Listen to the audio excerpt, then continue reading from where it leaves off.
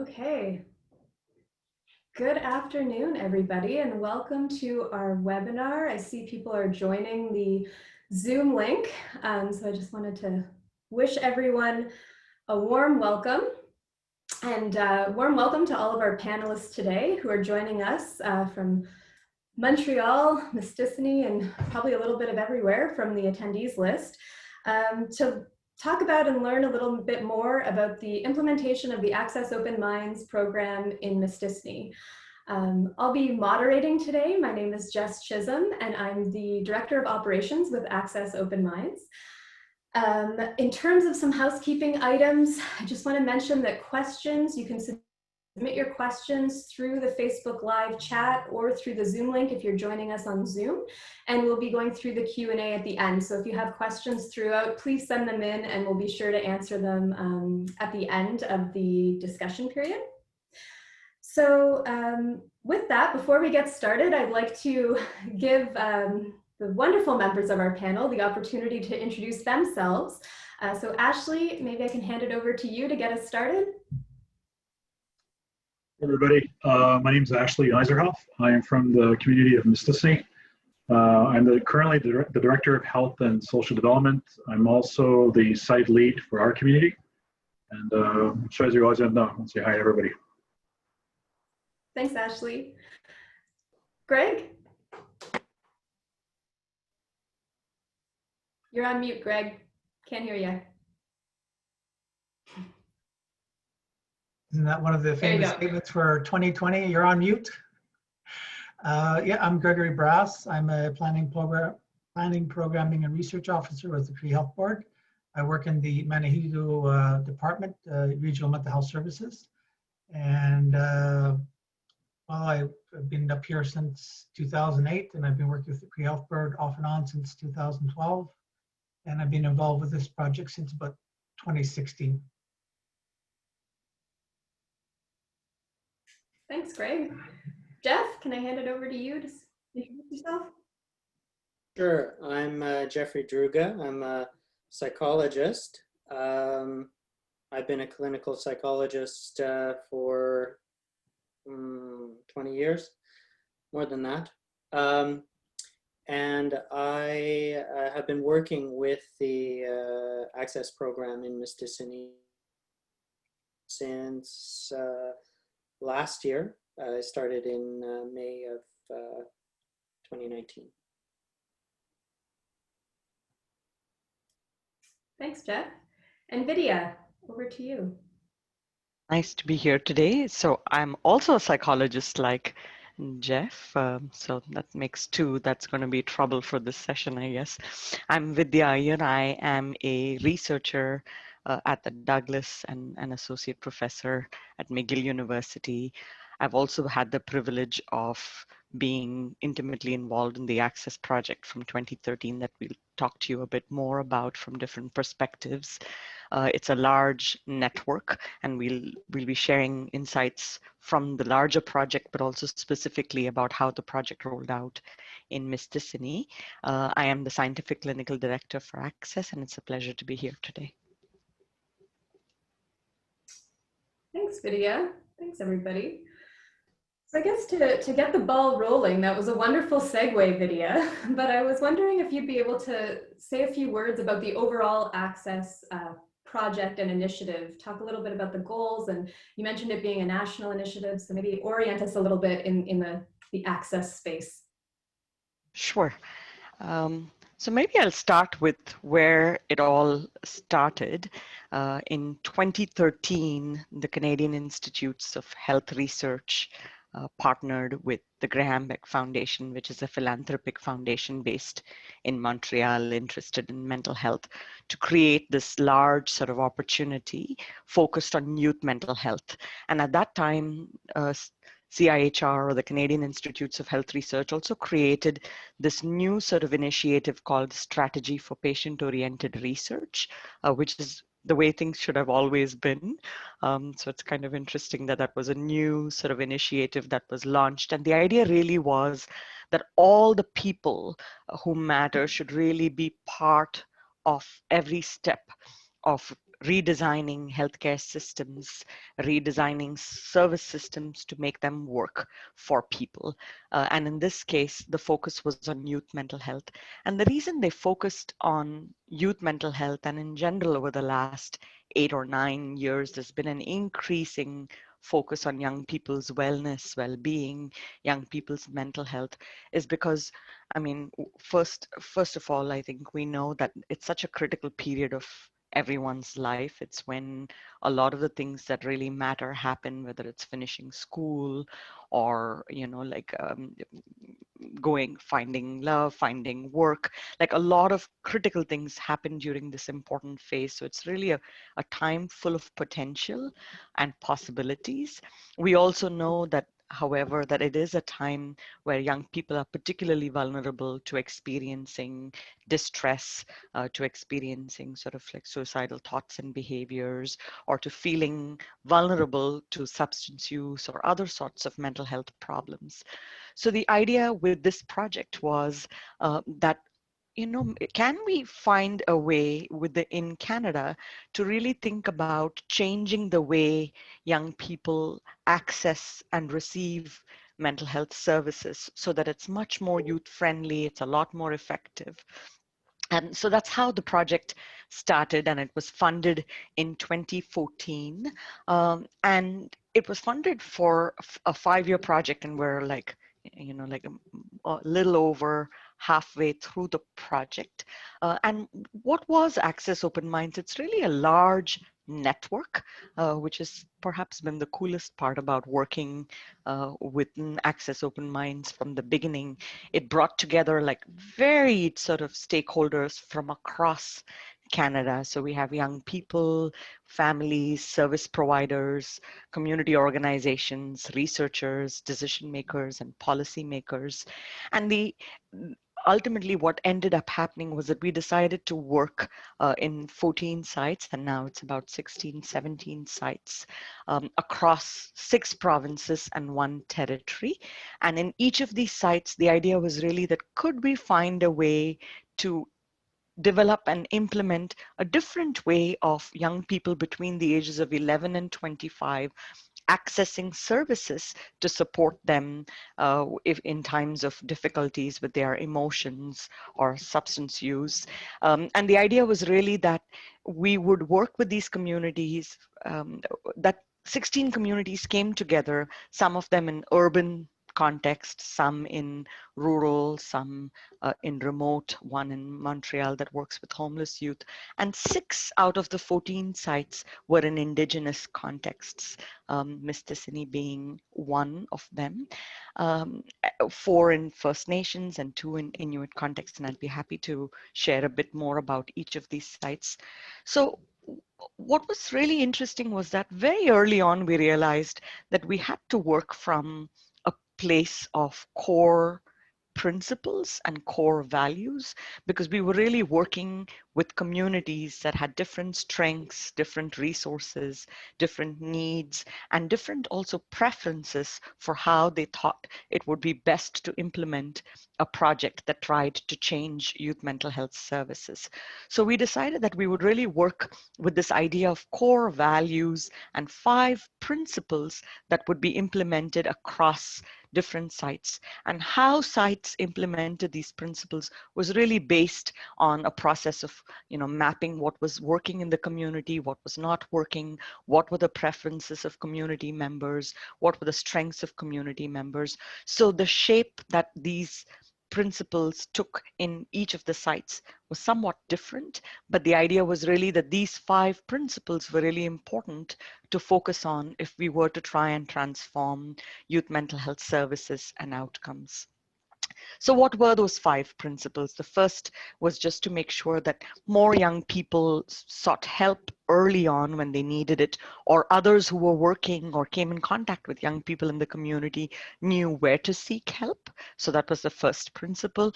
The second was that when young people were seeking help, that it should really be barrier-free, it should be friendly, it should be engaging, there should not be too many delays and too many steps on the way. So part of this was to really create a youth-friendly space that could be directly accessed and also well publicized in the community, community. The third was that we would really try and understand what the needs of the young person were, what were their goals, what were their presenting sort of concerns, and try to match them with appropriate care in a timely manner. That we would do this without sort of typical, which is really not so much a concern in a community like Mistissini, where always I think the idea of youth was not really based on these arbitrary cutoffs of 16 and 29, and I'm sure Ashley and Greg can tell you more, but in some of our other sites, this was a huge concern with things sort of really abruptly transitioning at the age of 18. So we decided that this should really be based on needs rather than transitions. And the last sort of thing is more really a core value, which is engagement of youth, engagement of families. So at each site, we really tried to make sure that all the voices that mattered were part of designing services and part of sort of understanding how the services worked. And at the national level, this also took the form of a national youth council, a national family and carers council, and an Indigenous council that has had membership from all 6 sites. So really making sure that throughout the project that these councils would have an important voice in shaping how the project rolled out. So what's been really, I mean, I think we can, as you can tell, it's a long journey and it's many sites. So I can probably share lots of things about how it went, and hopefully with the discussion and questions, we'd have opportunities to do that. But what has really been sort of important to note is that the approach we took, it was really possible for us to integrate concepts that might have been important in many communities, whether it is taking a holistic perspective or focusing on wellness, focusing on identity. So it really was not an approach that was so sort of fixed that it didn't allow, it really allowed for flexibility with the idea of core principles with a lot of flexibility for local adaptation. And you'll hear a lot more about how this was the case in Mistissini from Ashley and Greg. We're at the stage where we've been sort of, most sites launched anywhere from like around 2016 to 2018. So all sites have been sort of functioning and working in this way for the last few years. And we're now beginning to also really collect both quantitative and qualitative sort of data and insights on. So we have a lot of ideas about what worked, what still needs to change, what's the potential of a project like this. And some of the most encouraging things have been that if you do set up services in this way, that it is acceptable to young people and to community members. Many young people are accessing services. We also know that some young people who may have been traditionally left out of some systems, you know, whether it's because of poverty or other sort of adverse experiences, are particularly likely to seek services in these in access sites in the communities. We also know that most young people, both in our quantitative and qualitative data, are reporting that they're very satisfied and that they're likely to recommend it to a friend who might need such services. And one of the key sort of indicators that we've really focused on is also trying to make sure that we have an understanding of who are the young people and what are their needs. So we have a much better understanding of the kinds of needs that young people present with, and of trying to reconfigure the system so that it responds in a timely and engaging manner.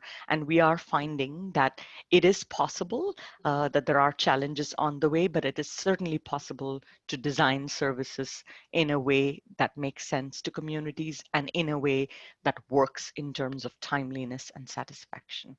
I'm going to stop there because, as you can tell, I can go on, and I'm sure we'll have additional opportunities. I hope that was good, Jess. It was great.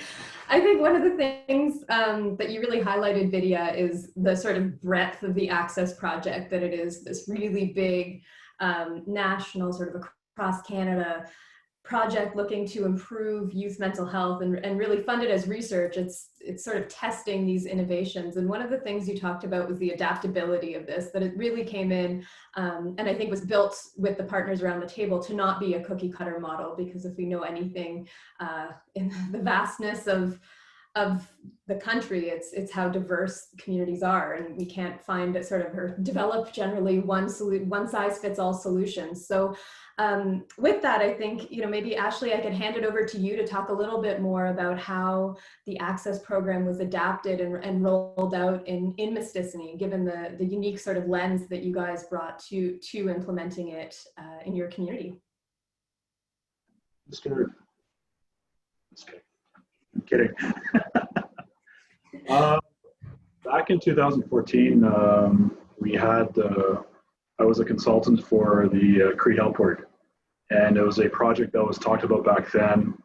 And a few months later, I ended up getting this position as the Director of Health and Social Development for Mistissini. Mental health has always been a concern of mine, even more so with the current situation that we're in with the world pandemic, COVID-19.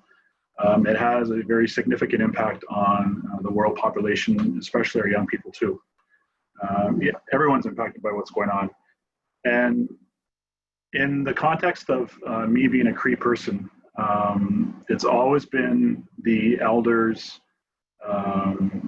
role, I guess, to ensure that children, youth, middle-aged people are always comforted in times of distress. And because of the change in the way things have been going, I guess, with the Cree Nation, the work that's taken place here with the Access program, as well as the Cree name for the Access program here in Mistissini is called Aschihkuwaataauch, meaning let's get help for them soon, fast. And that's what I think really got us going in terms of getting the program implemented in Mistissini. It took a while to get to where we are today. There were two components: the research as well as providing the service. To have professionals, I guess, come in to help, because we do have the Cree culture that's still alive and still practiced out on the land and out in Ushchi. So it was very, the work that's happening in the bush is actually helping our people when they're in the community. And if you really look at what's going on, it's to make sure that everyone that's involved with or challenged with something, that service is always there, that type of Cree, the Cree model of taking care of one another is implemented. And it's happening in our community. It took a while to get to where we are, but after a lot of talks as well as meetings with our different stakeholders in the community, as well as educating people throughout the community, eventually things started rolling. And without the help of the different people like Greg, the Cree Health Board, as well as people at the Access office, the things just started rolling. And now we have the clinicians are able to have sessions, I guess, with their clients. But the COVID has had, we had to adapt the implementation now with what's going on with COVID, because many of our professionals are coming in from the south, and now we have to use technology like we have here. We're used to it. Sometimes we communicate through a teepee. That's our Wi-Fi. But it's happening, and which is great. And I think in the long term, with the research part, great things are going to happen from it, because it's showing policymakers, governments. As I used to be in government before myself, and research would always help us in terms of decisions that we made in the boardrooms. And something like this is going to have a significant impact on not just Indigenous sites, but I think on every site or every city or small town throughout all of Canada. And I think it'll help in great senses of how and what goes out in terms of funding for making sure that people are well taken care of throughout Canada. And even today, I think mental health is a very big discussion. And things happen for a reason. And I think now it really shows the importance of a project or an initiative like this today that's happening through the 16 sites throughout Canada. That it has to be extended to all of Canada, and not just Indigenous sites, but all the cities and different towns in our country. Wow, Thank you, Ashley. I know video well enough that I'm sure she was looking on her Zoom link for some of those icons that are the celebration and claps. That I can tell by your eyes at this point of Zoom live video that that's what you were doing. But thanks, Ashley. That's a really good sum up too of the impacts of this project. That, you know, often research projects get funded to test one small or one very specific thing, and one of the things that I've learned working in research now is the impact of that, or the applicability of it to others, or to, you know, just everyday life, can be really hard to see. But one of the benefits of this Access project, I think, even though it is funded as research, is that the impacts are immediate and they're measurable. So I echo your sort of enthusiasm for the research results to start coming out in the next year to really underpin the things that certainly all of us on this panel know, because we've lived them, the positives of this project. So with that, Greg, I know you've lived intimately the implementation of the Access program in Mistissini. So maybe over to you for some of your insights on the impacts, lessons learned, maybe too, advice for someone else embarking on this journey. Over to you. Okay. Well, talking about the implementation process is sometimes can feel a little traumatic.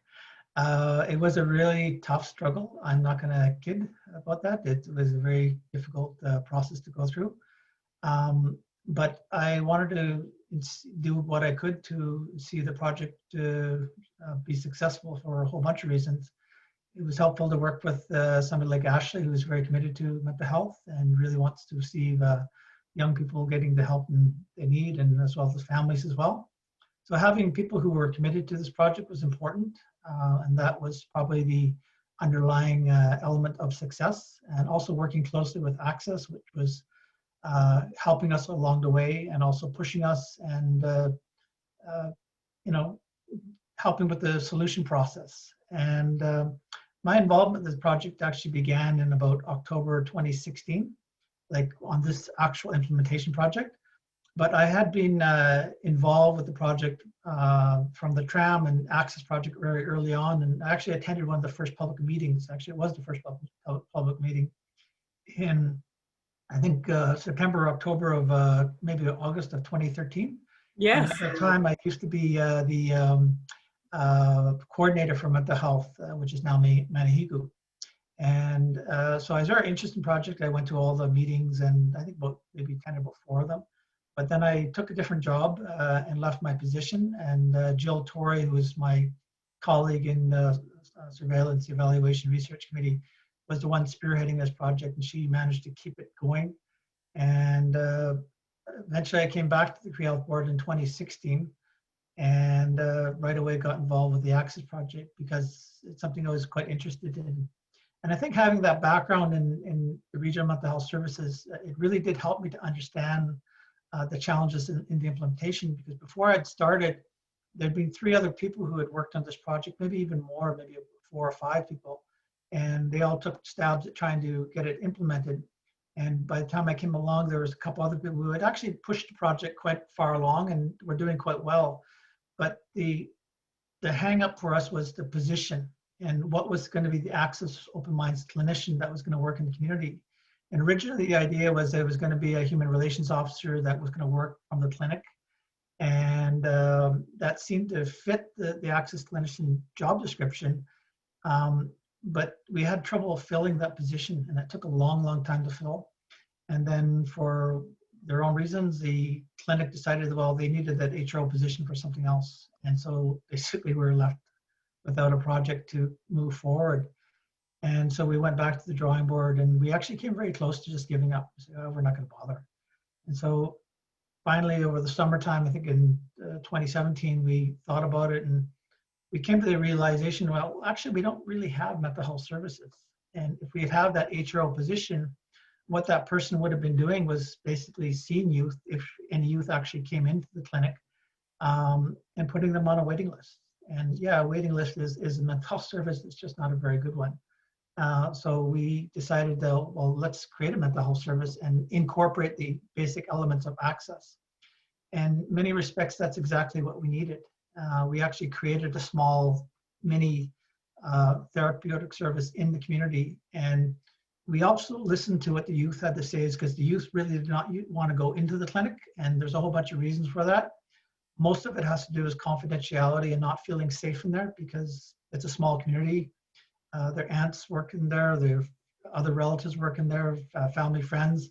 And so if a youth goes into the clinic for anything, you know, their family's going to hear about it. And so the idea was to take the project out of the clinic and put it in a space that feels safer for them.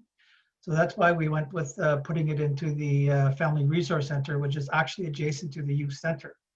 And so there are two different entrances. You know, they can go through their front door, they can go through a side door. And originally we started with just one position. There are a whole other challenges associated with hiring people because it was a Cree Nation Mistissini, and they had to bring in people from the outside. They don't actually have housing for professionals, so they had to go with a kind of contracting model and bringing people up 1 week at a time and getting them into a transit, and that worked. And then eventually kept building the service. We started with one psychologist, Jill Croats, who did a great job, but eventually he did retire. And then we hired Rehana Namdiri, who was one of the art therapists. And we hired a second art therapist, Sarah Robinson. And at that point, probably by the early 2017 or 2018, we'd sort of had exactly what we needed. And it started to build from there. And we got more and more clients over the span of months. Then eventually Gerald retired, and Jeff joined us in 2019, I think it was, yeah, 2019. And by that time we had a full service. And we've eventually added another person, Sarah Maria Gordon. And so now we have a full-time service, and it's remarkable how many youth have actually come in. And we're also serving the families of those youth as well. So there's sort of an extra layer of protection or service level to those clients. But I think it's also like listening to the youth and saying, well, we don't really feel safe going into the clinic, so let's not put it in the clinic. And so that's what we did. And so the youth are very comfortable. I've gone to the Family Resource Center when their service was operating as it was traditionally with the walk-ins, and there was always a steady flow of youth coming into that building. And it was nice to see a lot of work that went into it. Yeah, and then of course the pandemic hit and things kind of fell off a cliff for about 2 or 3 months. And then we eventually did find our footing, and we're delivering all our services virtually. One of the biggest challenges with the pandemic is the isolation laws that surround it. The community is very rightfully protective of keeping the virus out, and they've done very well. But that requires a 14-day self-isolation period. I'm actually self-isolating myself. I was in Montreal recently, and then I have to stay in my place for 2 weeks by myself. But that doesn't really work for somebody who's coming up 1 week at a time. You know, it wouldn't work for that person. So all the services now have to be virtual. And I think it took maybe 2 or 3 months for the community to adapt, but they have sort of picked up the number of youth that were originally coming in as families as well. And I think just sort of a reality shift has happened. I think people are, this is where we're at right now. We have to work virtually. It's not a substitute for face-to-face, but it is working. And so I think the numbers of clients that we had originally has slowly picked up, and unfortunately the level of distress in the community is also increasing. So there's a much greater desire to reach out, which is good. But it's good that we have a service. And as a whole, the Cree Health Board and the Cree Nation government and the Cree Nation of Mistissini, they've really come together in terms of just making sure the population stays safe and they feel supported. And having a service like this is important, is an important contribution. So it's good in a lot of ways. But like I said, getting to this point was not an easy. It was not an easy slog. It was a lot of work. I think it's also important to note that I guess the older generations, as well as older folks in the community, have seen what we're doing in terms of having mental health support for our young people. We've had a lot of requests from middle-aged, even to older people, to access the Aschihkuwaataauch program here in Mistissini. But because of our focus being on young people, There has been a lot of requests, I guess, that have come in, as well as Gregory has done an amazing job with his assistants as well as the health board. Other communities in our area here in the USG are very interested in having this type of service. And we have been servicing, I think, 2 or 3 other Cree communities, right, Gregory? In the past months. We're providing services to OJ and Waswanipi. Yep. And then since the pandemic has hit, we're providing services to people in East Maine as well. And I think even Waskaganish just asked me, so it's all over.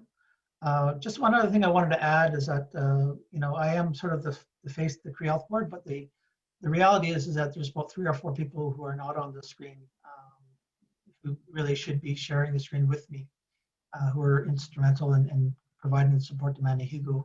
The support to this project, particularly the Manahiku department. So there's, a lot of people behind us that we just don't see. And I think it's important to acknowledge those kind of contributions. Yeah, I think you bring up a lot of really interesting things, Greg. I know for me, working in health services for a long time before I came to the Access Project, I think, not giving up is something that has been an amazing opportunity of Access, and again, is kind of enabled through us being funded as a research platform.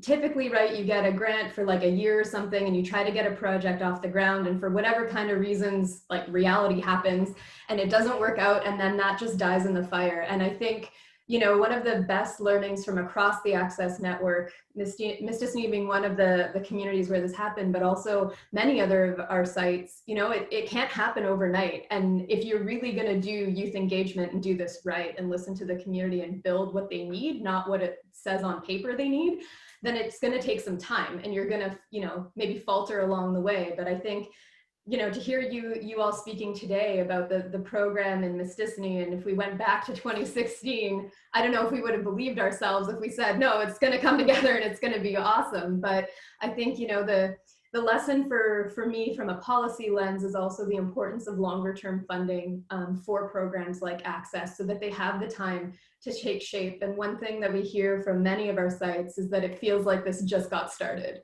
It feels like this really is like the first sort of year or even 2 years that they've got their footing under them, and they, can start thinking about what's next.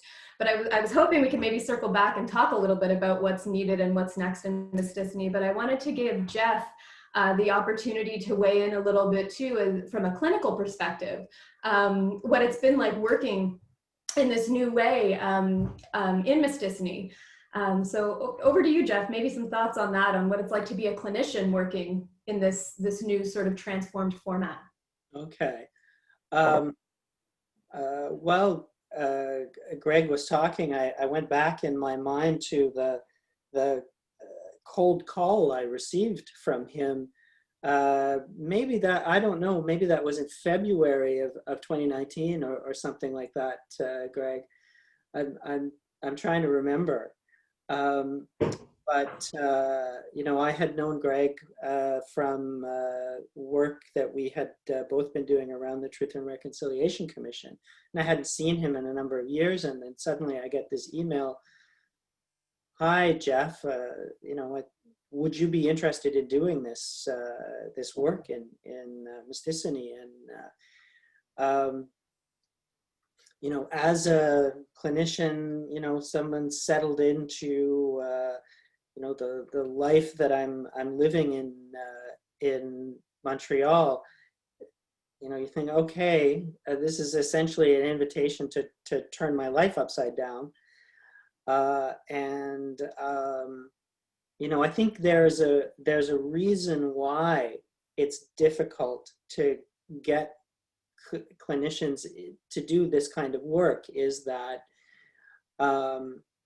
it's a terrific opportunity, but it also takes people out of this kind of bubble that they built for themselves wherever it is that they're working. And so, it's not just about, that opportunity, but also the challenge that's involved, and not just for me, but for my family, because when we started, it was with the expectation, okay, you're going to be away from your family 1 week a month and living in this place that's far away from your home base. And so just one thing that I realized that I should probably mention and just highlight is how easy the community has made it to do the work. The fact that, you know, that the support structure is there, and I know that this was done in conjunction with the health board to make it, it can't be exactly seamless, but you know, the fact that you know, you fly up to the community on the you know, on the plane that is for the health services, so that you are not having to hang around in the airport for hours and hours, and that there's someone to pick you up and you're taken to the community and you know where you're staying and the place where you're staying is very nice. Maybe these things are a bit nuts and bolts, but the fact of the matter is, if you want to attract professionals to do this kind of work, you know, it has to be done in a way that people are not constantly struggling upstream against just the logistics part of it. And I've been really, really happy and pleased and impressed with that aspect of it. So I think it's a, you know, for me, a real testament to the way that, to the amount of effort that the community has put in. You know, when you do talk to clinicians about doing this type of work, often the reaction is, oh, wow, that must be really hard. There are a lot of biases and prejudices about Indigenous communities. And I find it's very kind of funny that I find myself saying to people, like, no, you don't understand. This is a really nice community. And this is a really good job. This is like, we're treated very well, which is, you know, not something that people are used to hearing about working in a remote community. So, you know, that for me relates to the sustainability of the project, that, you know, it's not the kind of thing where you would, you know, kind of rotate through and go, okay, well, that was a nice adventure, but I don't really want to continue doing that because it's too hard. You know, I know that people are working very hard to make it so that when I show up in the community, I'm not struggling with those things. I have a roster of people to see, and I'm able to concentrate on delivering the service. With the change that came with the pandemic, of course, what a huge challenge that's been. But again, I felt so supported, you know, and in the back of my mind, when this began to unfold in March, I had just been in the community. And, you know, I think about that now. I had done a little shopping, and this kind of, you know, notion was in the air of, oh, maybe things are going to be a little bit different because of this virus that's apparently going around. And I bought some hand sanitizer and stuck it in the cabinet. And I sent an email to the other professionals saying, oh, just so you know, I bought some hand sanitizer and it's in the cabinet.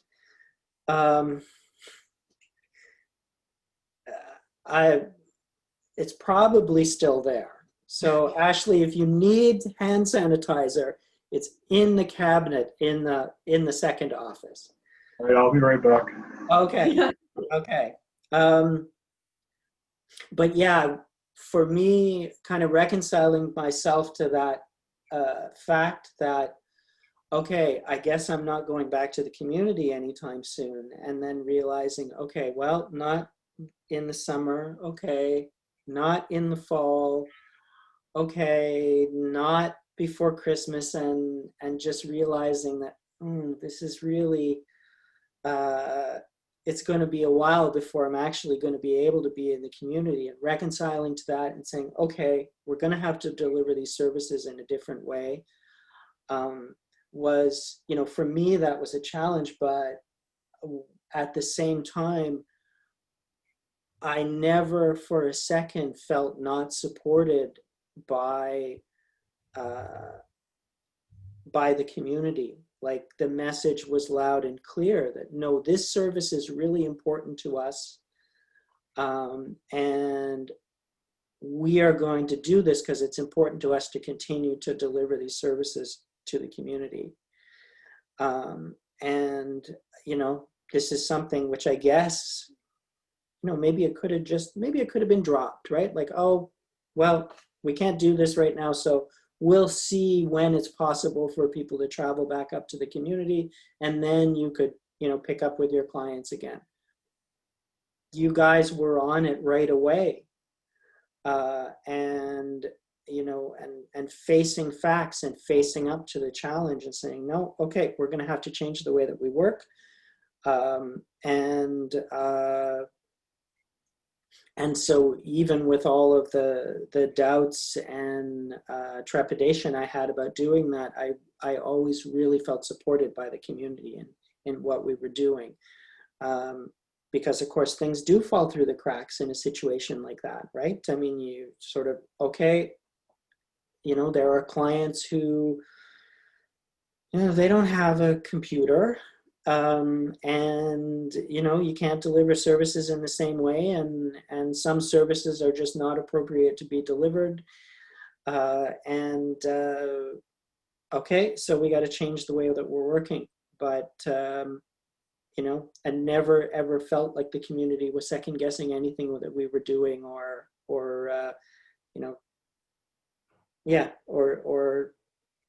doubting our level of commitment, and I know the other service providers feel the same way. In terms of switching the way that we work, it's really,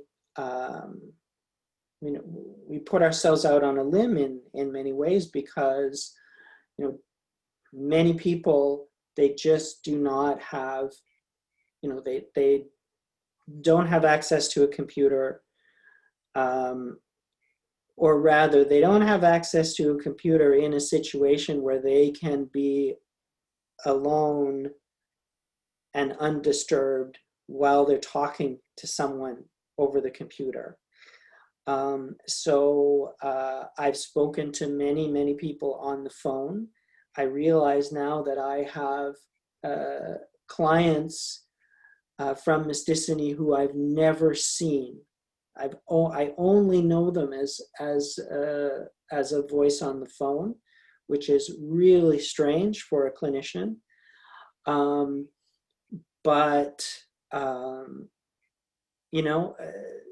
That's the way that we have to work. And the fact that I've been able to do good and productive work with those clients, knowing them only as a voice on the phone is really was surprising to me, and a challenge, and not something that I would have thought I would have been able to do. And for the people themselves, even talking on the phone with someone, still, it's that thing. If you're living in a house with a bunch of different people,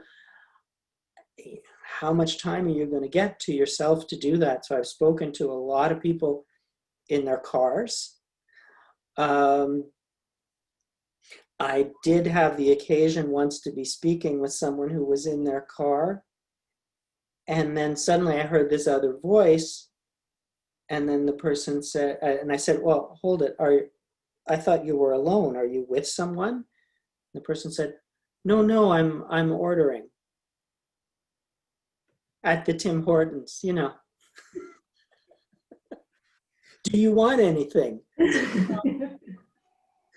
Not right now, but thanks. You know, and for me, of course, that's funny, but it was also a nice moment because I know that Tim Hortons, I know that drive-through in Mistissini. I knew exactly where the person was. You know, that's also, it's a benefit of working in a small community and having been able to spend a lot of time in the community, is that even though I'm not there now, the community is very much in my mind's eye and in my heart. And so when I speak with people, I have a very clear image of where people are. And, you know, the rhythm of the seasons is very important in that community. And so, and I also, having been able to be there through a whole winter before, helps me to like maintain in my mind, okay, this is what's happening now. People were just out hunting moose. Now the trapping season starts.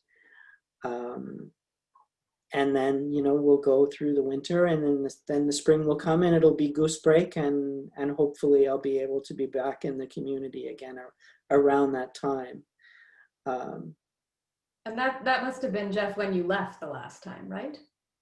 It must have been right before goose break when all of this happened? Goose break when I left, yeah. Just before. Yeah, just a little bit. I started in the community the first time I went to the community, it was goose break.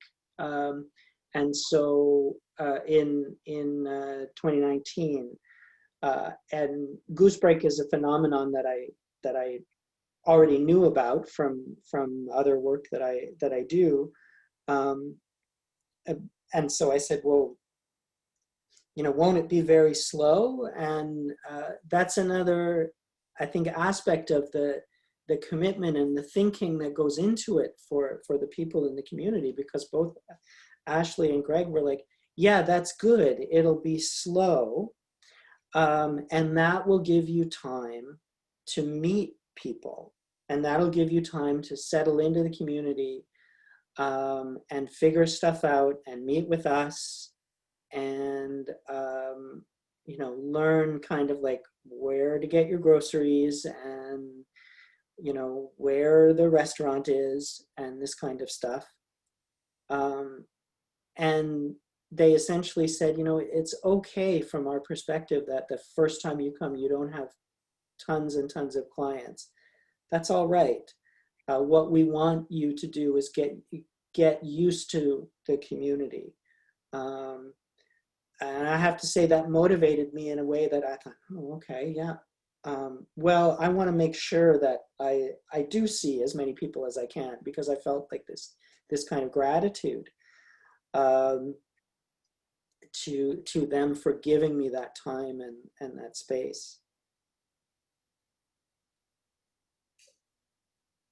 Awesome. Well, I think there's a lot of really, as someone who came from health human resources in a previous life, there's a lot of insights into everything you just said, Jeff, about, you know, recruitment, how you integrate service providers into communities, service providers who don't live in the community, how you do it, and how, you know, you guys have really adapted the Access program to the COVID reality, which is a constantly evolving thing. And it doesn't seem like it's going away anytime soon. So I think that really highlights too, like what you said, the importance of the Access program to the community at this point. So I guess maybe just to circle back a little bit and maybe open this up to everybody. One of the things that I really, a lot of what's come across here today has been the importance of the Access program, that there were some challenges in getting it set up, but that it's really almost like a linchpin in the community now. So I was wondering if you had any sort of thoughts or insights into what the impact has been on Access, on Mistissini of the Access program. What have you seen evolve from this getting set up, and what makes it so important that it continue into the future? So I don't know, that's an open question. Ashley, you're off mute, go for it. Can't hear you. Can anybody else hear Ashley? Nope. No. I was going to suggest maybe Gregory to answer that. Oh, good. Okay, I'll try. I'd put the Access project here on a kind of a continuum, or maybe a continuum of services in the community. And the community has for a very long time actually been doing a lot of mental health first aid and assist training. They have outreach programs. They have a lot of land-based stuff. I think they're one of the first communities that actually started doing these land-based interventions, probably long before other communities were even thinking about it. And so in that respect, the community was already quite prepared. And they also have a really great youth council. And so the youth engagement piece is not an issue. It's, if anything, was our issue is try to help engage with youth when they're already engaged. And so providing the mental health services really was the missing piece. And I think that's what made it a big difference. I think ideally if we had more Cree language in the service, that would be much better. I remember one of our therapists was talking about this group therapy session she did with these youth in the school, and she found that it was very difficult for the youth to communicate. And so she managed to convince one or two of the youth to help with the translation process. And so she just sat beside them and let them talk. And it made things much better for them. And at the beginning of the project, we did actually search for Cree therapists and Cree social workers and stuff like that, but they're just not available. And of course, the dynamics of the project, this is a temporary research project. I don't think anyone in their right mind is going to leave a permanent job for a temporary research position. So that sort of signals are maybe where we want to go in the future. But we like the model that we have right now. It's working very well. We have the art therapists, the community is comfortable. We have Jeff and Maria Gordon as well. But it's a question of like, where do we go from here? And that's going to be sort of the tough question. And that's what we're still working on. We want to maintain the kind of service that we have right now. But eventually we have to come to cross the bridge and figure out where we're going to go. But for now, we're just going to stick with what we have and keep thinking about it and working on it. Yeah, so I think that's pretty much what I would offer. I guess one thing I should point out is about the Access project is that Mistissini is about 7-8 hours away from Montreal. And the closest town is about an hour away, but it's a primarily French-speaking town, so there aren't a lot of services. And I think that's one of the things about the Access project in terms of how we applied it here. Because the Access issue for us is just about local service, but it's also what we have to do if a youth does need serious mental health intervention. And it's not very effective to send people down south for a 5-day intensive therapy, so it's better to keep them here. So in that sense, the Access project has worked to what our reality is we can't be sending people out down south unless we absolutely have to. And of course, when that youth comes back, they need to be supported when they're here.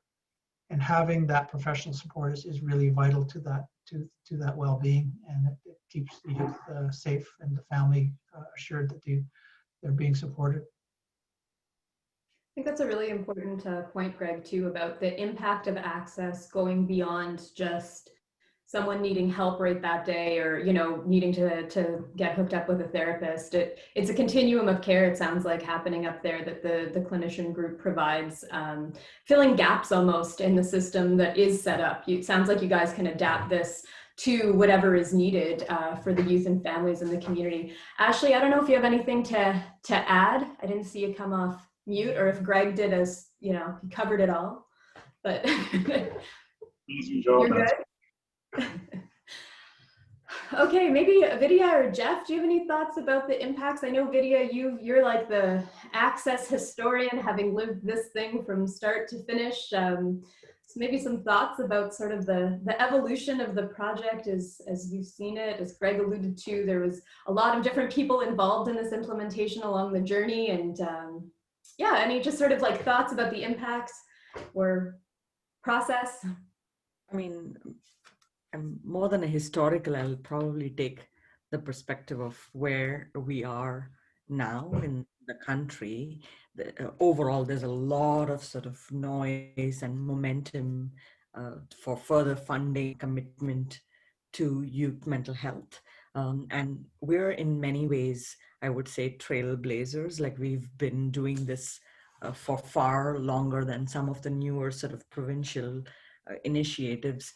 And one of the things that I think we can really take away from this is the importance of really doing this in a manner that is congruent with what works in each community. Like I think that part of the challenge with some of the new sort of ideas is that because there is so much sort of desire to do it and to do it in a particular way, like how do we balance? I think in Access, we've done a very good job of balancing this need to belong to a larger network so that there can be sharing and a feeling of like belonging to a larger project where there are many people coming from multiple parts of the country, and yet sort of feeling that you can have something that is owned and is unique to what works in each community.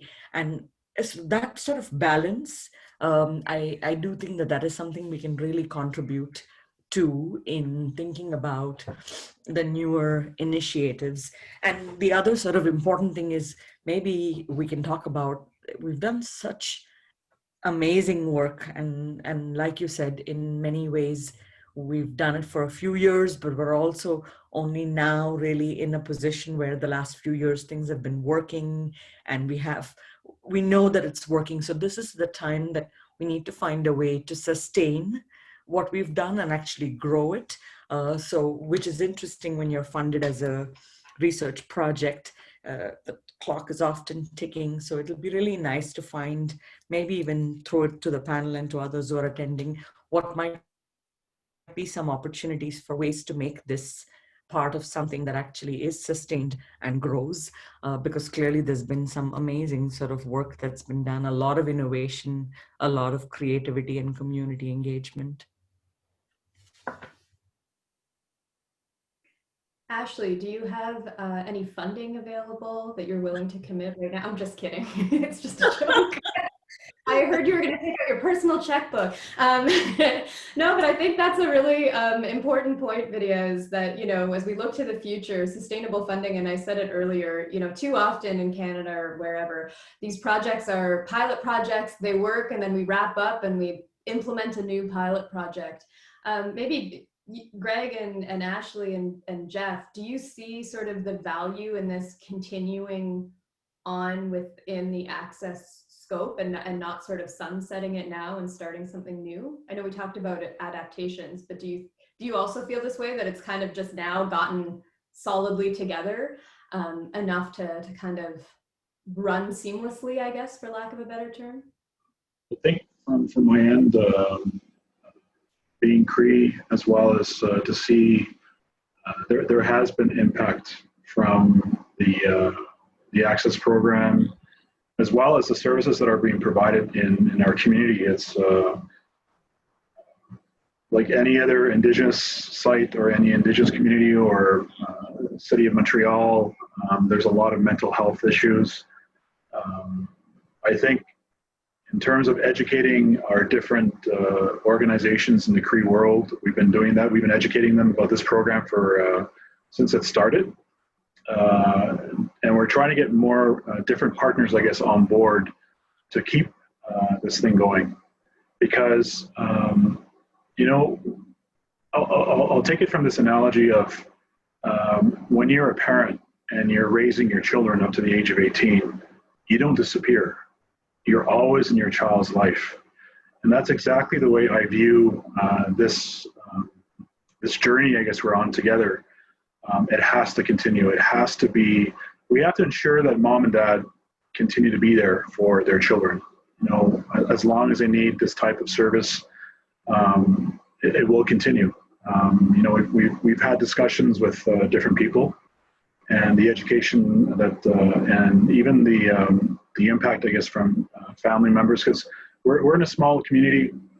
People are aware of, you know, some people are aware of, you know, them seeing a professional that comes into the community, and some don't share that information. But, you know, there is a significant impact on individuals, even families, that have been helped in this. And when you go back to the analogy, if we do things well and we take care of things, it'll continue. As long as I'm here, I will take out my personal checkbook and I will write out the check that you guys want. But I think people realize how important it is for this to continue, because it's like an added layer of support in our community for people. Because right now, like Jeff was talking about goose break, we have moose break. Our people love to go fish. That's a different form of therapy. We don't look at it as therapy. We look at it as a, you know, we're connecting ourselves to who we are as people.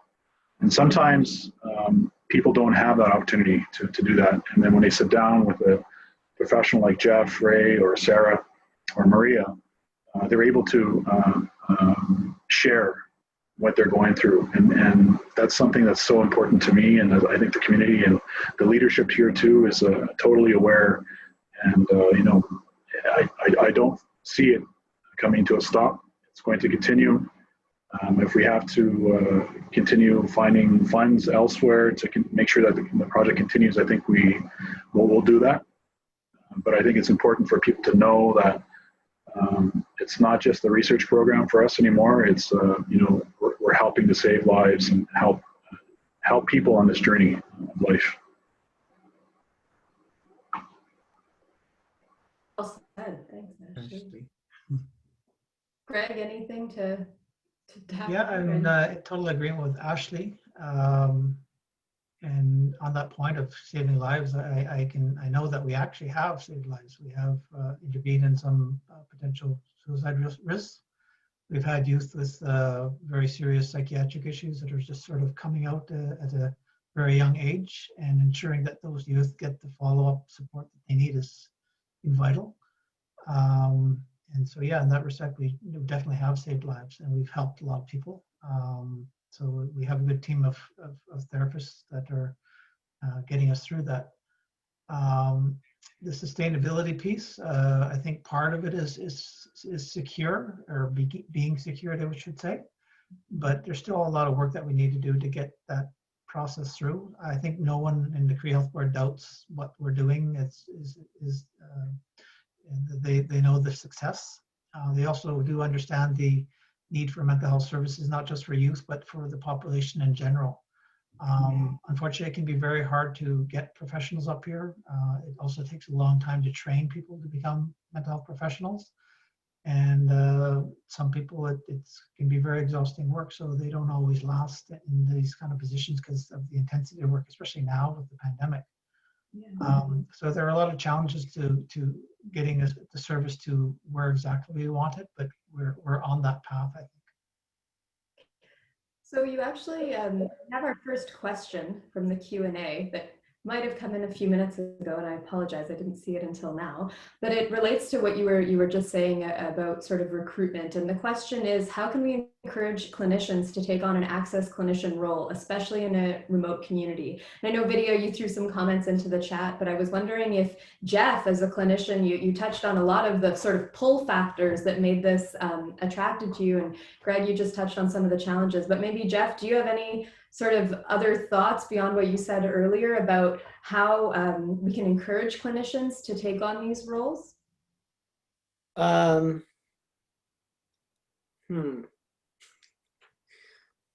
you could talk to their family members about how it's really going to be okay. I mean, I think, you know, I've thought quite a lot about this, because another hat that I wear in another organization is, I do work on the logistics of getting people into Indigenous communities to provide healthcare. So I think that I think that for clinicians, the reality is that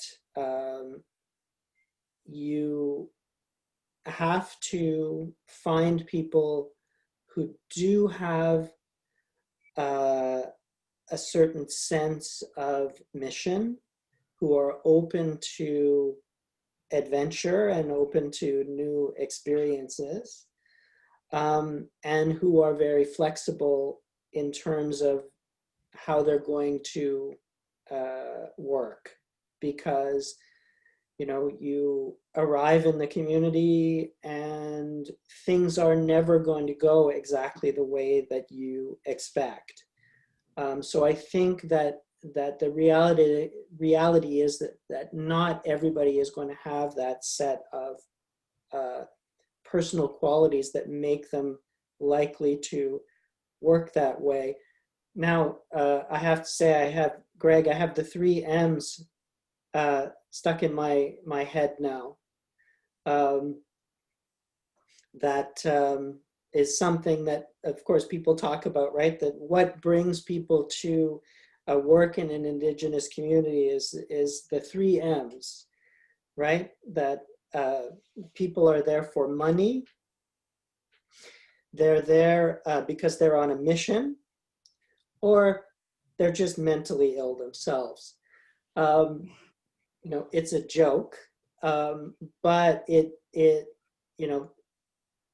there is a reality underneath that the perception of people working in a remote community can often be like, okay, so why are you doing this instead of doing something more comfortable and more certain? And I think that one of the nice things about working in this project, and working in particular for Mistissini, is that it is more certain. It is a project which you feel like at the level of the community, you're really well supported. And I think I go back again to that notion that as a clinician, the work can be very draining, can be very challenging, and it's really at the level of the nuts and bolts of support that's important. That's what keeps people, wanting to do this, at least wanting to come back, right? There are always going to be some clinicians for whom, okay, this is an adventure. Oh, I'm going to do this for 6 months. But to keep people coming back, it's really the feeling that what you're doing is being supported, and that you're part of a system, and that you're not kind of working off by yourself and struggling against things by yourself, that keeps people motivated to come back and continue to do the work.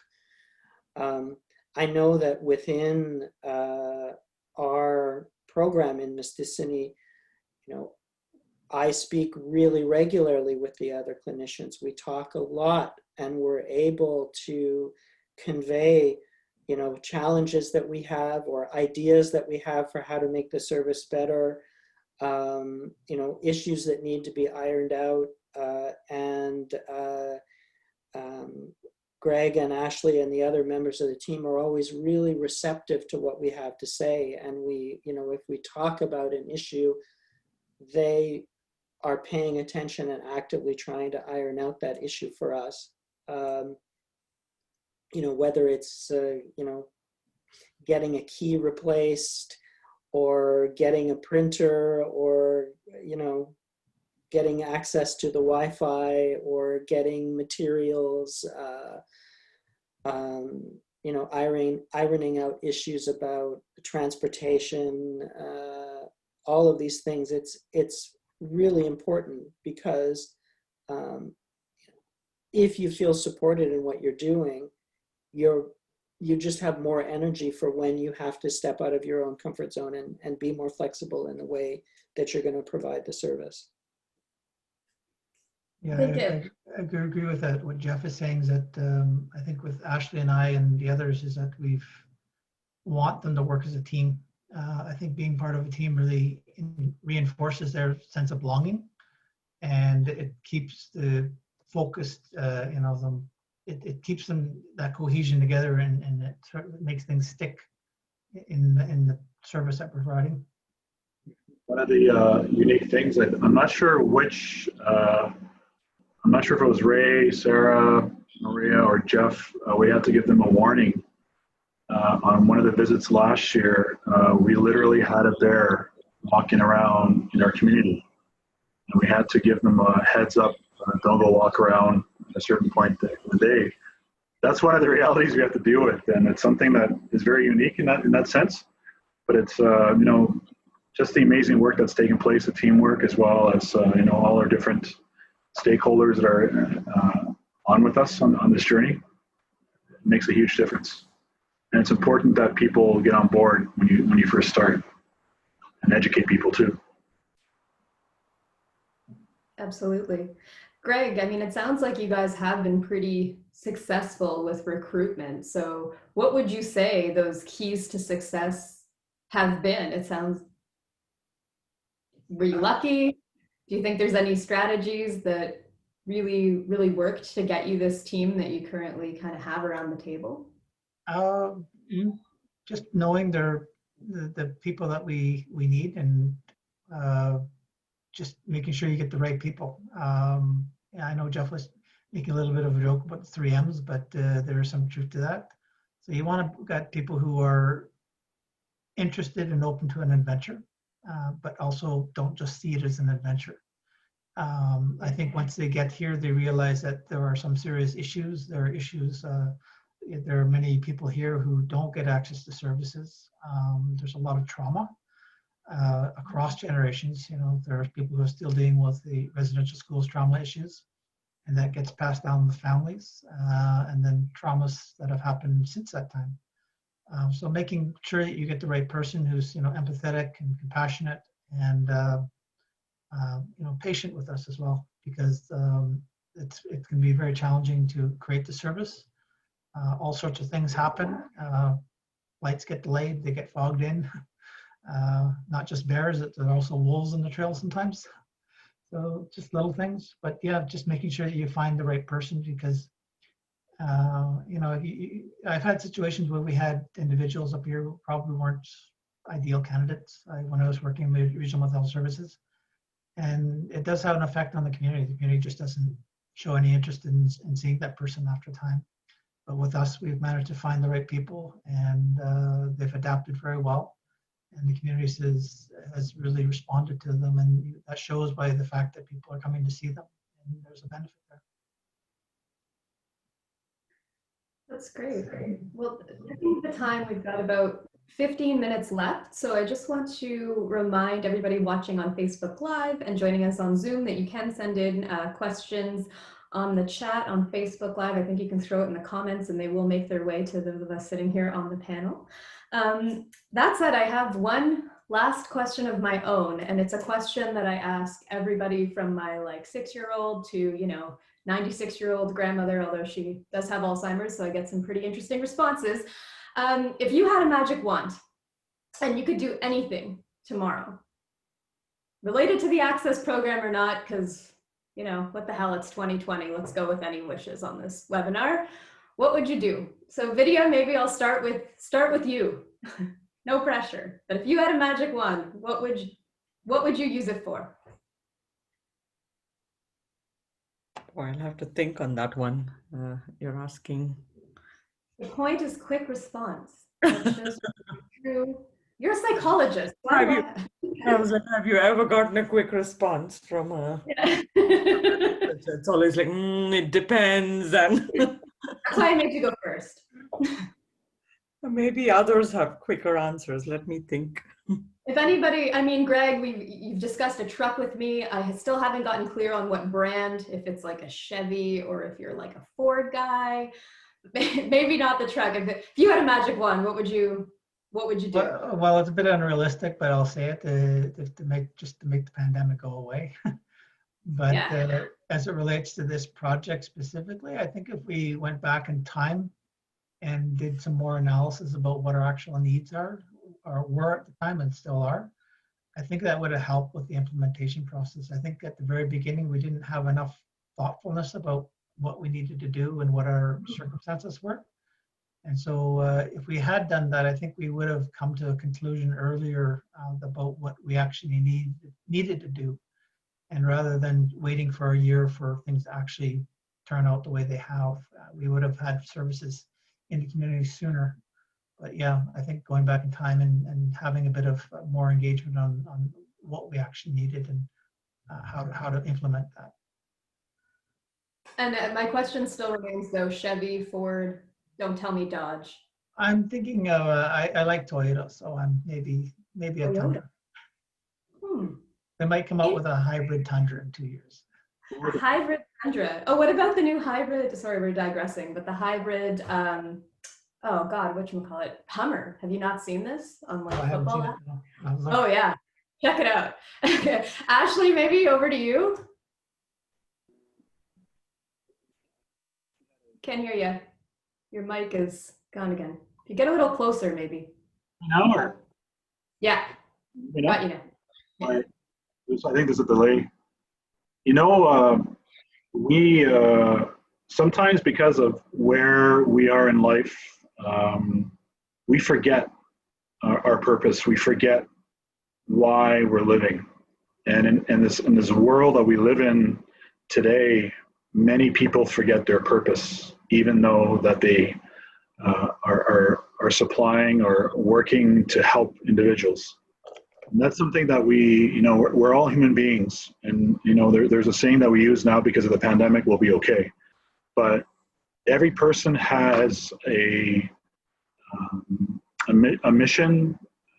They have an importance or significance in this life. And sometimes we forget why we're here. And sometimes if I had a magic wand, it would be basically to remind everyone that they do have a purpose, and that never forget that if you wake up in the morning and you're breathing, you have a role to play to make humanity better. Wow. That can't be topped. We just end there, yeah. That can't be topped. Ashley brings down the house. I mean, Jeff, Vidya, it's a tall order to go after that one, but Yeah. Jeff, go ahead. Yeah, if I had a magic wand, I'd use it to go back in time and steal Ashley's answer from him so that I would look like the insightful and spiritually grounded person.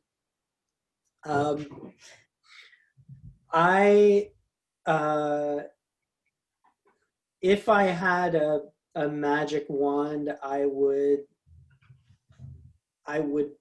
use it to arrange my life so that I could spend more time in the community. And of course, it's difficult right now to be, kind of cold turkey, not spending any time in the community, especially because I had no idea when I left that I wasn't going to be back for so long. But for me, having more time to just enjoy the rhythm of life in the community, just understand people's relationship to the land a bit more, which for me is something that is just kind of opening up to me bit by bit by bit as I understand a little bit more the connection between the people of the community and that place and the surrounding territory. Yeah, that's what I would want. so that I could have a more complete understanding of people in their place, and have a better understanding of all of the strengths that come from the relationship to the place. It's funny, working there has helped me to understand a lot better how special that is. That's a strength that the community has that is not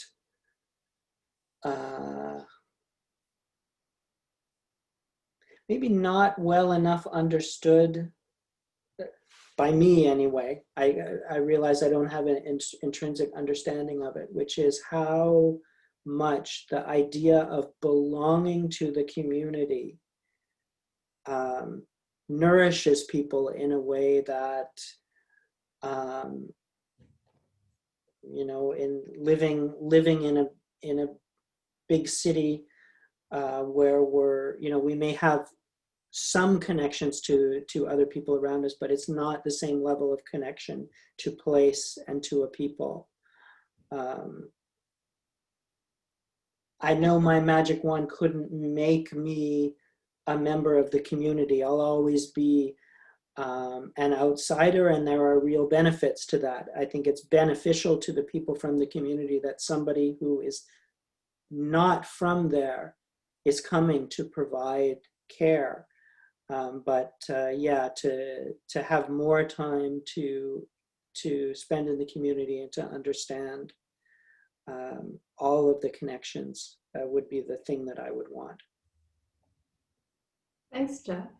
So Video, you get an extra few minutes to think through the conceptual framework you'd like to apply to this question, because we do have a question in the chat, and I see, Greg, you flagged that you wanted to answer it, but I'll read it out loud for folks that aren't on Zoom. So the question is, how does Access Mistissini compare to the other Indigenous sites? Are there similar challenges and approaches? And Greg, given that you were the chair of the Indigenous Council for ever, until very recently, I'm sure you've got some interesting sort of perspectives from the other communities as well. And maybe Vidya, if you have other thoughts as well after Greg has answered, feel free to jump in. Yeah, I actually was looking at it. I clicked it by mistake, but happy to answer it. I guess I was enthusiastic to pick it up. The simple answer is every community is different, and how we're delivering it here is based upon what our needs were and how we saw the problem, the issue that we needed to tackle. But how Sturgeon Lake is delivering things is different. But they're 45 minutes away from Prince Albert, I think. Aschihkuwaataauch is actually already had an existing mental health service that they needed to supplement. And then places like Ulatuktuk and Pavunatuk, they have other realities that are much more challenging than ours. And implementing what we have here probably wouldn't work for them. Maybe it would, but it's hard to say. So they took a very different approach. And then what's the other one? Aschihkuwaataauch is also similar. They have a much more grounded kind of pure level intervention, I think, and that works for them. So every community, like I said, is different. And I think it's knowing your community's needs and what might work best for them. And our reality is that we needed more clinical services in the community, because it doesn't work to send people out when they need professional mental health services. Vidya, do you have anything to add from the network perspective and or magic wand then? A magic wand perspective, maybe. I mean, I think I'm just sort of sticking a little bit to what we're talking about, in addition to focusing on what we're doing, which is helping people who are experiencing some sort of mental health challenge or distress, which I think we should continue doing.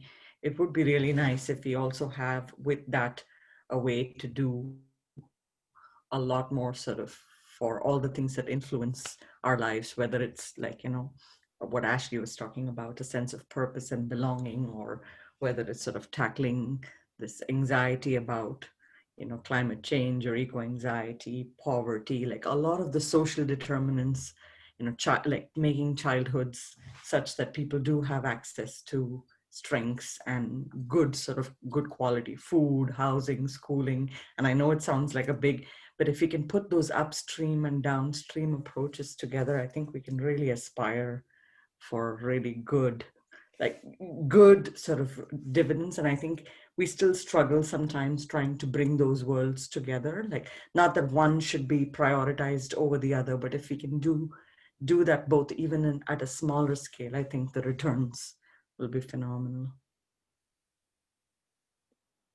Was that nerdy enough? Wasn't bad. Pretty practical. I'm pretty proud of you. So I guess with 4 minutes left, maybe just concluding thoughts from everyone. I don't see any more questions in the question box or the chat. So maybe Vidya, I don't know, maybe I'll start with you again to share any closing sort of thoughts, remarks on this incredible journey. I mean, I think in terms of closing thoughts, I think it's not really, it's not like, I'm going to steal your words, like it's not a destination, it's a journey. And I think we've come a long way. There's lots more to do. There's incredible creativity and innovation among sort of stakeholders and communities. If we can, in each, and when they come together as a network too, there's something that is quite catalytic about each learning from the other and sharing with each other. So hopefully we can continue some of this incredible work that has started with Access and learning from each other and continuing to sort of change services and lives for young people so that they can really truly have the potential that they deserve. Jess, maybe I'll pass it over to you. Any final thoughts, reflections? You're on mute. There we go. Just one thing that I wanted to come back to. It's not really, well, I can try to make it a closing thought. But I was thinking about, Ashley, something that you were mentioning, which is that metaphor of parenting, and that you don't stop when you're 18, or you don't stop when the child is 18, you don't disappear. I've really been impressed and noticed that the people in Mistissini never stop parenting. That nobody is ever saying, oh, well, my job is done.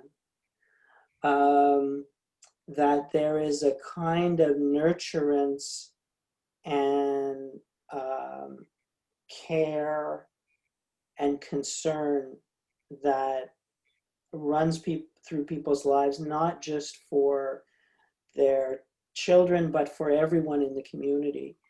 And you really see that and feel that, and it comes out in the way that people talk about their relationships to other people. It's very special. And again, it just makes me, in a way, I kind of think, well, that's something that's so commonplace there.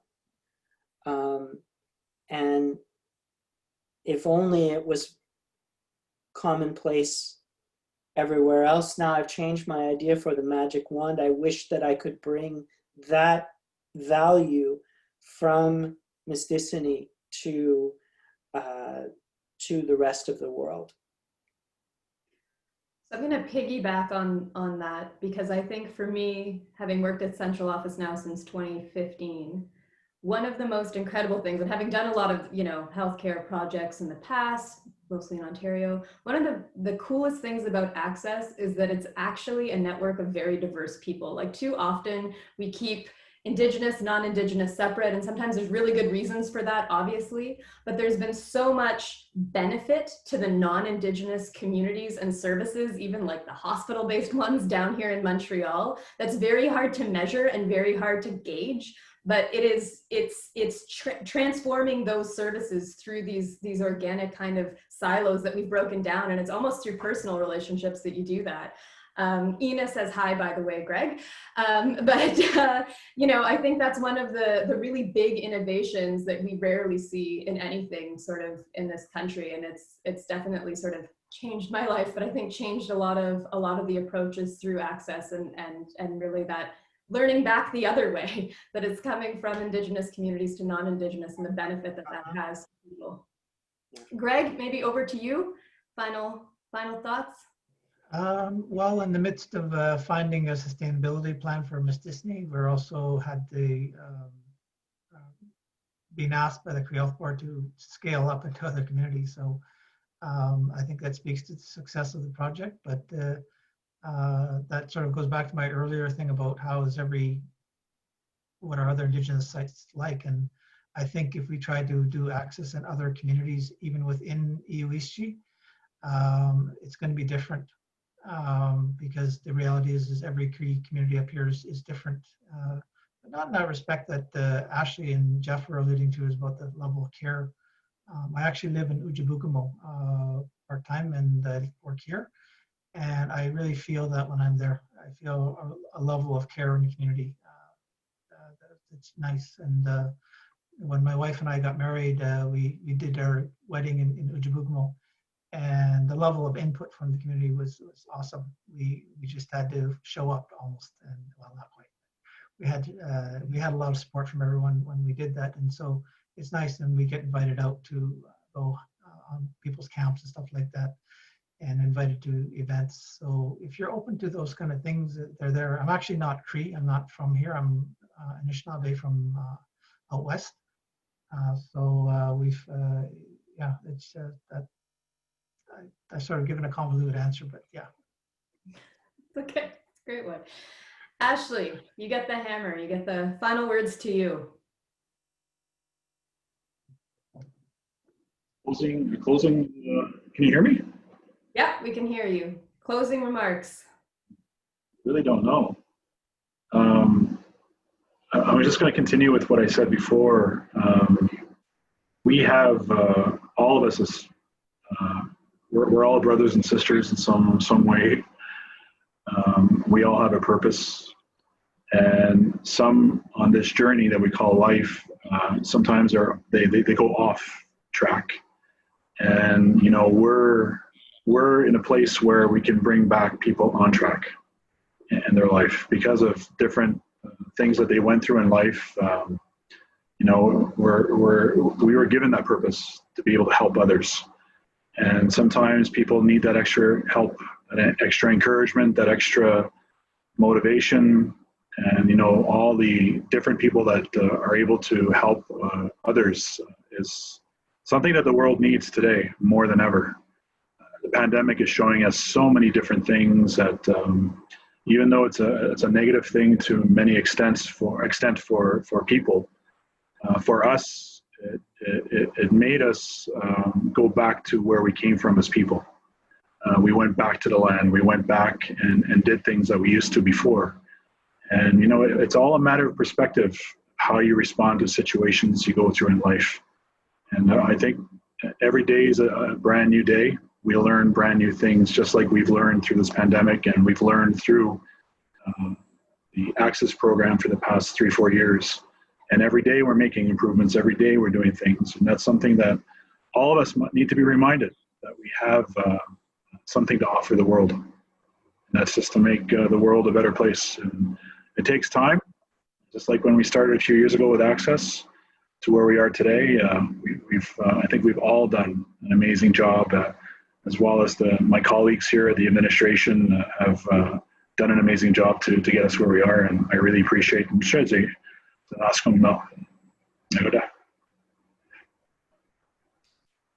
Thanks. So with that, I realize we're 5 minutes over, but I want to take this opportunity to thank all of the panelists. Thank you, everybody from the Access Mistissini team who can't be here. Greg, you alluded to them before, but there are many, many more people making this work happen, as well as at the Access Central Office and Network.